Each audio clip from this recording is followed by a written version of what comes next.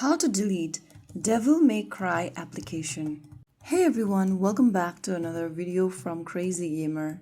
In this video, we are going to be learning how you can uninstall or delete the Devil May Cry application from your iOS or your Android.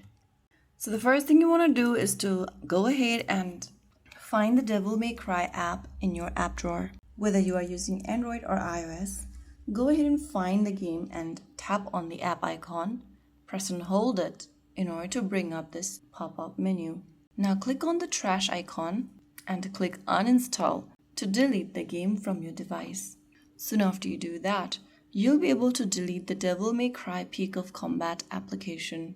So there you have it. If you want to return back to the action, you can always download the game. So there you have it. If you found the video helpful, don't forget to like, share, and subscribe to our channel. I will be back again in the next video. Thank you for watching.